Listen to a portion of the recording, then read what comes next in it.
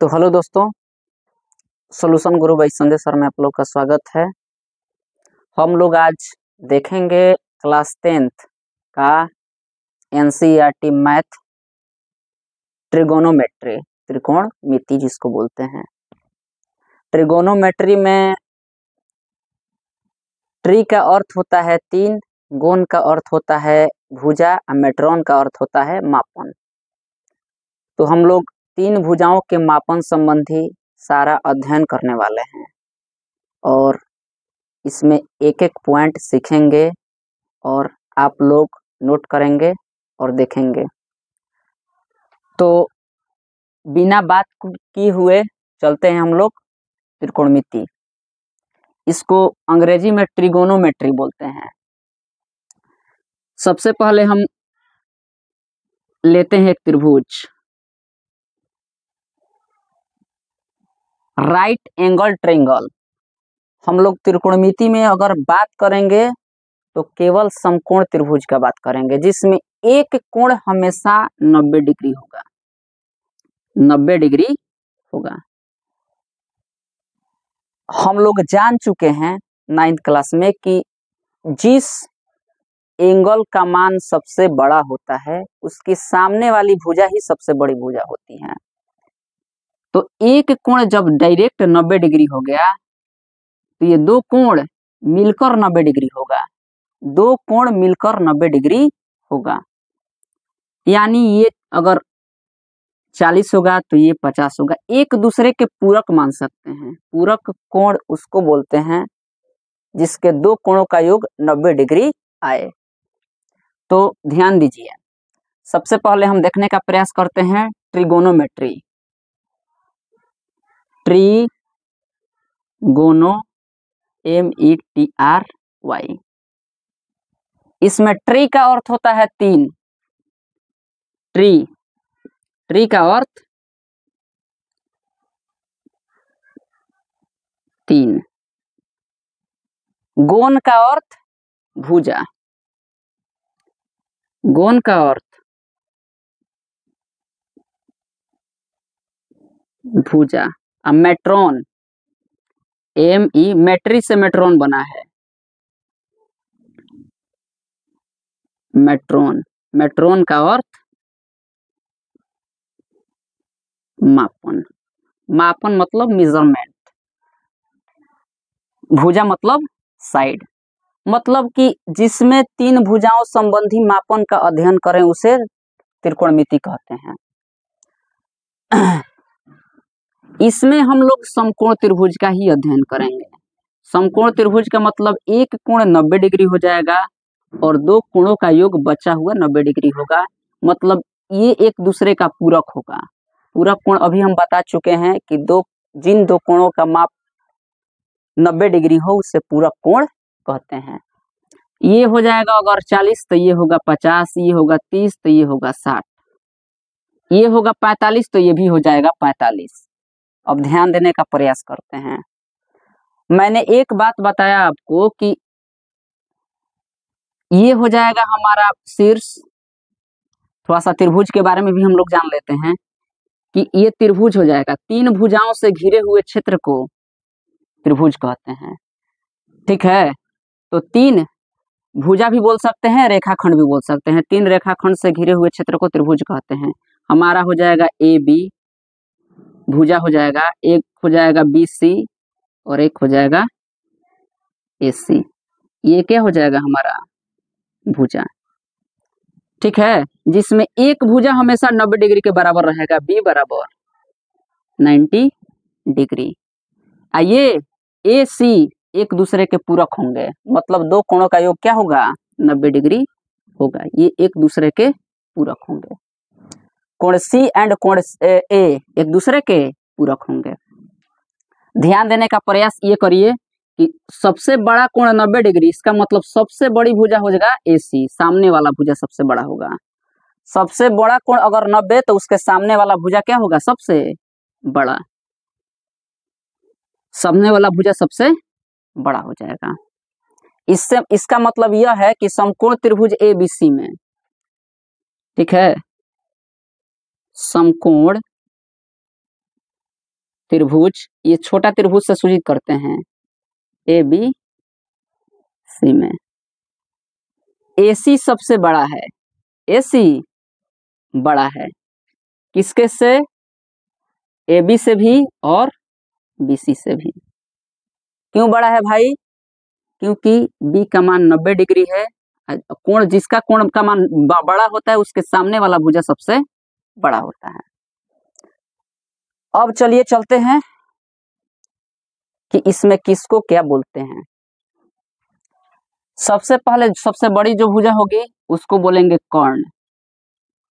क्या बोलेंगे? कर्ण।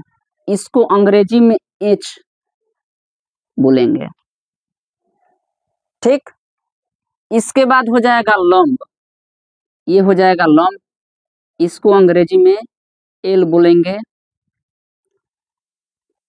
एक हो जाएगा आधार, इसको अंग्रेजी में बी बोलेंगे। सब हम बड़ा से सूचित कर रहे हैं। बी तो ले लिए हैं, तो इसमें छोटा बी ले लेते हैं, छोटा एल ले लेते हैं, ठीक। एच को बड़ा से प्रदर्शित कर रहे हैं, बाकी दोनों छोटा से प्रदर्शित कर रहे हैं, तब बी को बोलेंगे आधार, एल को बोलेंगे लंब। तो चलिए चलते हैं। पाइथागोरस, पाइथागोरस बाबा बोल सकते हैं कि पाइथागोरस बाबा बताए हैं कि समकोण त्रिभुज में,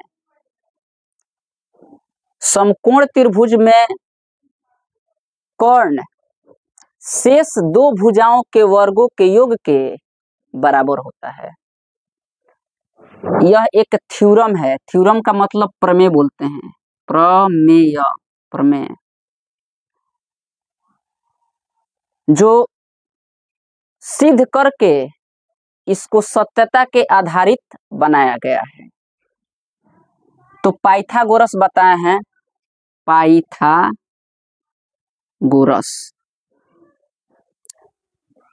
पाइथागोरस क्या बताए हैं कि समकोण त्रिभुज में, समकोण त्रिभुज का कर्ण, समकोण त्रिभुज का कर्ण शेष दो भुजाओं के वर्गों के योग के बराबर होता है। पाइथागोरस बताए हैं, क्या बताए हैं भाई, कि समकोण त्रिभुज का कर्ण शेष दो भुजाओं के वर्गों के योग के बराबर होता है। इसको बोल सकते हैं कि सबसे बड़ी भुजा का वर्ग शेष दो भुजाओं के वर्गों के योग के बराबर होता है। तो ध्यान दीजिए कि यह हो जाएगा कर्ण, कर्ण केवल नहीं लिखेंगे, कर्ण का वर्ग लिखेंगे, वर्ग का मतलब स्क्वायर। शेष दो भुजा क्या बचा जी, एगो लंब बचा, एगो आधार, तो एगो बच गया लंब स्क्वायर प्लस आधार स्क्वायर, ठीक है। कर्ण को लिखते हैं हम अंग्रेजी में एच स्क्वायर, लंब को लिख रहे हैं L square plus B square. तो ये हमेशा हमको ध्यान रखना है कि कर्ण स्क्वायर बराबर लंब स्क्वायर प्लस आधार स्क्वायर, ठीक है। तो अब ध्यान दीजिए, ये हमारा एक मिल गया फॉर्मूला, जिसके आधार पर हम आसानी से दो भुजाओं का मान दिया है तो तीसरा भुजा ज्ञात कर सकते हैं। तो चलिए चलते हैं मान निकालने के लिए। अब ध्यान दीजिए, स्टार बनाकर लिख रहे हैं,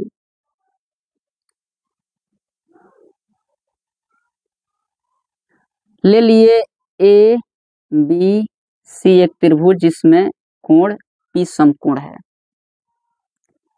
इसका मान मान लेते हैं 3 मीटर, इसका मान लेते हैं 4 मीटर। अब हमको बच गया AC और इसका कर्ण का मान ज्ञात करना है। तो ध्यान दीजिए, ये हो जाएगा कर्ण, क्या हो जाएगा? कर्ण। तो कर्ण स्क्वायर बराबर अभी लिखवा चुके हैं कि लंब स्क्वायर प्लस आधार स्क्वायर, लंब स्क्वायर प्लस आधार स्क्वायर। चलिए निकालते हैं। इसको लिख सकते हैं कर्ण, कर्ण मतलब AC स्क्वायर, AC स्क्वायर। लंब, लंब का मतलब AB स्क्वायर। आधार, आधार का मतलब BC स्क्वायर। AB का मान दिया है 3 मीटर का स्क्वायर प्लस 4 मीटर का स्क्वायर। ठीक है, 3 मीटर का स्क्वायर करेंगे तो 3 3 9 मीटर स्क्वायर, 4 4 16 मीटर स्क्वायर। मतलब अब ये हम लोग ऐड करेंगे तो आ जाएगा 25 मीटर स्क्वायर AC स्क्वायर। दोनों तरफ कर देते हैं वर्गमूल, दोनों तरफ क्या कर देते हैं? वर्गमूल, दोनों तरफ कर देते हैं वर्गमूल। ध्यान दीजिए, अब वर्गमूल में क्या करते हैं कि 2 मान का एक AC और 25 का वर्गमूल हो जाएगा 5 मीटर। तो आसानी से हमारा कर्ण का मान निकल आया। तो ये कर्ण का मान क्या आया? 5 मीटर। ऐसे ही यदि आपका दे दे लंब और कर्ण तो आधार का मान निकाल सकते हैं। ऐसे ही दे दे कर्ण और आधार तो लंब का मान निकाल सकते हैं।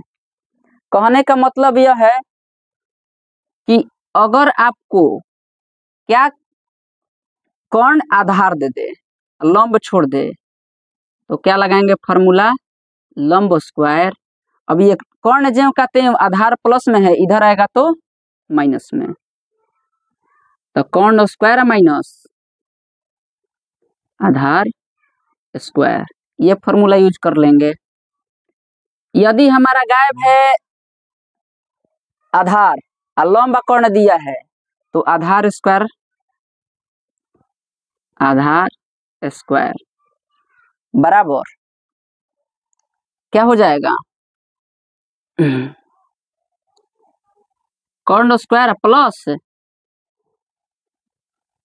कर्ण स्क्वायर, और ये आधार निकालना है तो लंब प्लस में इधर आएगा तो माइनस लंब स्क्वायर। तो इस तरह हम आसानी से मान निकाल सकते हैं। तो इतना आप लोग स्क्रीनशॉट कर सकते हैं। इसके बाद हम लोग आगे चलते हैं। स्क्रीनशॉट कर लीजिए।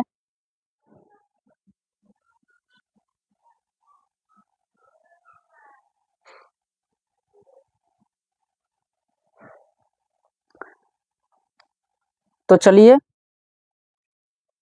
अब हम देखने का प्रयास करते हैं पाइथागोरस ट्रिपलेट। ये हो जाएगा हमारा सबसे बड़ी भुजा कर्ण। आप लोग ये याद कर लेंगे तो डायरेक्ट हम लोग बिना बनाए हुए 1 नंबर का सवाल कर सकते हैं, नहीं तो बनाकर भी हम इसे आसानी से हल कर सकते हैं। मान लीजिए दे दिया लंब, दे दिया आधार, तो कर्ण निकाल लेंगे, नियम बता चुके हैं आपको। दे दिया लंब, दे दिया आधार, तो कर्ण निकाल लेंगे। दे दिया लंब, दे दिया कर्ण आधार, तो कर्ण निकाल लेंगे। तो ये कुछ ट्रिपलेट हैं जो याद कर लें तो आसानी हो, अन्यथा बनाने का प्रयास करें। अब हम लोग चलते हैं आगे। फिर हम एक समकोण त्रिभुज बनाएंगे, नाम दिए ए बी सी। इसको बोले हैं कर्ण, ले लिए एच, इसको लिए लंब एल, इसको लिए बी। ये तो हमारा हो जाएगा 90 डिग्री। ठीक है, अब हम लोग लेंगे थीटा के लिए, एंगल के लिए लेंगे तो लंब आधार चेंज होता है। ध्यान दीजिएगा, इसमें थोड़ा सा कुछ दिक्कत हो जाता है। वैसे तो हम इसको लंब बोल दिए, इसको आधार बोल दिए, लेकिन किसके लिए, जब एंगल सी लेना हो तब। अगर इसके लिए लेंगे तो ये हो जाएगा लंब और ये हो जाएगा आधार, लेकिन जब एंगल ए का बात करेंगे तो इसके लिए लंब हो जाएगा ये हो जाएगा आधार। कोण चेंज नहीं होता है। हम लोग फिर से समझने का प्रयास करते हैं। ये हमारा हो जाएगा 90 degree, 90 degree.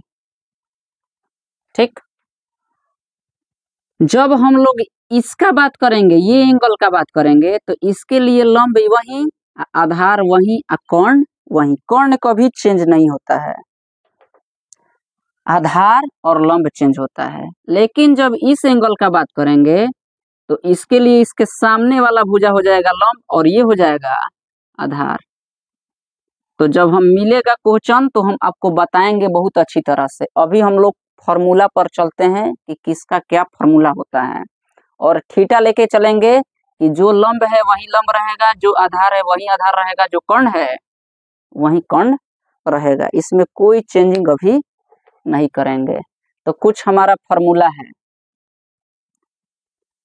Sine theta cos theta tan theta. ध्यान दीजिए, साइन थीटा का होता है लंब बटा कर्ण। तो लंब को बोल सकते हैं अंग्रेजी में एल, इसको बोलेंगे एच। कॉस थीटा का होगा आधार बटा कर्ण, आधार बटा कर्ण। क्या बोल सकते हैं इसको, बी बटा एच। टैन थीटा का हो जाएगा लंब बटा आधार, तो ये हो जाएगा एल बाई बी। अब ध्यान दीजिए होता क्या है कि साइन का उल्टा होता है कोसेक। क्या होता है, कोसेक थीटा। चलिए हम लोग यहां न लिख के कहीं और लिखने का प्रयास करते हैं। यहां लिखते हैं, साइन का उल्टा क्या होता है, सी ओ ए सी सी, कोसेक थीटा। उल्टा का मतलब उलट देंगे, कर्ण ऊपर आ जाएगा, लंब नीचे, तो कर्ण बटा लंब। इसका अंग्रेजी लिखेंगे एच बाई एल। कॉस का उल्टा होता है सेक थीटा, तो लिखेंगे कर्ण बटा आधार। इसको क्या लिखेंगे, एच बाई बी। ठीक, टैन का उल्टा हो जाएगा कॉट थीटा, तो इसको लिखेंगे आधार बटा लंब, इसको बोलेंगे बी बाई एल। हालांकि टैन क्या हो जाता है, साइन बाई कॉस भी हो जाता है, तो कर्ण कर्ण कट जाएगा, लंब बटा आधार निकल जाता है। वो खैर हम आगे आप लोगों को बताएंगे बहुत अच्छी तरह से। अभी बस इतना जानिए, इसको रट जाना है। साइन थीटा बराबर लंब बटा कर्ण, कोसेक हो जाएगा उल्टा, खाली उलट देना है। कॉस थीटा बराबर आधार बटा कर्ण, कॉस का उल्टा हो जाएगा सेक, उलट देना है। टैन थीटा बराबर हो जाएगा आधार बटा लंब बटा आधार, इसको उलट देना है। एक इसका नियम भी आता है, लाल बटा कक्का बोलते हैं, लाल बटा कक्का, LAL के कक्का। ठीक है। लंब बटा कर्ण, लंब बटा कर्ण, आधार बटा कर्ण, आधार बटा कर्ण, और लंब बटा आधार, लंब बटा आधार। तो ये फार्मूला के यूज से भी आप लोग कर सकते हैं, याद कर सकते हैं। और tan का तो उलट देना है cot, cos का उलट देना है sec, और sin का उलट देना है cosec। फिर से देख लीजिए, sin लंब बटा कर्ण तो लंब बटा कर्ण, cos का आधार बटा कर्ण तो आधार बटा कर्ण, tan का लंब बटा आधार तो लंब बटा आधार। तो इस तरह आप लोग ये 1 2 3 4 5 और 6 फार्मूला याद कर लीजिए। फिर कल हम लोग डायरेक्ट क्वेश्चन आंसर पर चलेंगे। ठीक है, तो आज के लिए इतना ही रहने देते हैं। आप लोग को समझ में आए तो कमेंट भी करें, नहीं समझ में आए तो फिर भी कमेंट करके बताएं कि हमें यहाँ नहीं समझ में आया, क्या हमें पढ़ाने आ रहा है, समझाने ना आ रहा है कि नहीं आ रहा है। आप लोग बताने का कोशिश करें कि हम अपना तरीका बदलें। तो आज के लिए इतना ही रहने देते हैं, और समझ में आए तो सब्सक्राइब जरूर कर दीजिएगा। आज के लिए इतना ही, धन्यवाद।